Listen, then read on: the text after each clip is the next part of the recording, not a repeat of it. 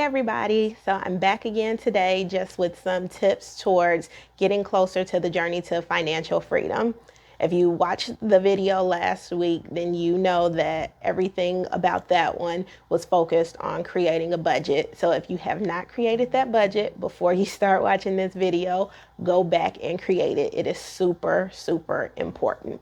So I have a couple of tips that we will talk about today, and I'll jump right into it. So the first tip is, with that budget that you have created, make sure that you are logging every single dollar that you spend. So that budget should have what your bills are, the money that you are bringing in, and then if you include an actuals column on there, so you can continuously log, not just using your bank, but continuously log with balancing truly what's in your bank account, what you've spent, so you know how you're progressing towards spending what your allotment is for the month. If you're going over it, you will know very quickly if you're using this method of creating a budget and you're logging it at a minimal of weekly.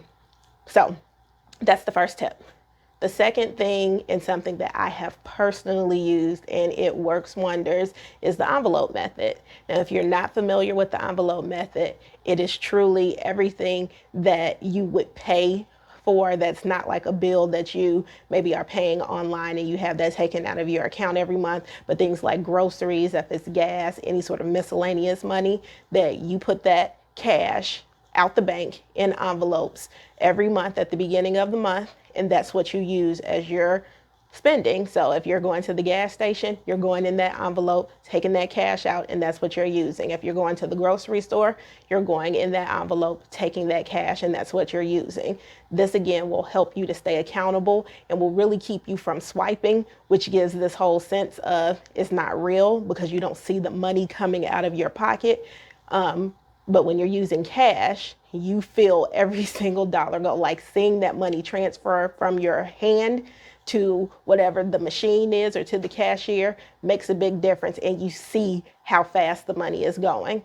The first time I went to the grocery store, I was so nervous standing in line with a cart full of groceries and hoping that the calculations that I did in my head, I wasn't going to be embarrassed and have to say, let me put this back because I'm over my budget. Because when you use this method, you're not bringing a credit card or a debit card as your backup, because the cash is to hold you accountable to spending what you said you were going to spend. Anything else, you don't got it.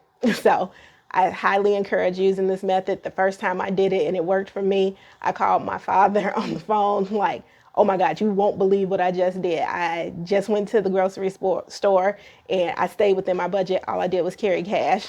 It was a great experience. So that's the second tip. The third tip for today, and this is something that may be controversial for folks. There are a lot of people who see this differently, but from my perspective, if you are trying to get closer to debt free, your goal shouldn't be trying to stack your savings in tandem. Like, that doesn't work. If you're in debt and you're trying to save a bunch of money, all you're doing is really slowing down your progress. So if you have $10,000 worth of debt, but you're saying, okay, I'm going to go start paying more of that off once I get to $5,000 in my savings, you're just going to get there slower. And we'll talk about an emergency fund and what you should be saving in an upcoming video. But truly, if you have the money and it's extra when you do that budget, that should be going towards paying off your debt.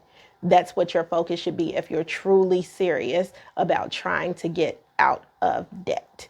So hopefully you like this video and you like these tips.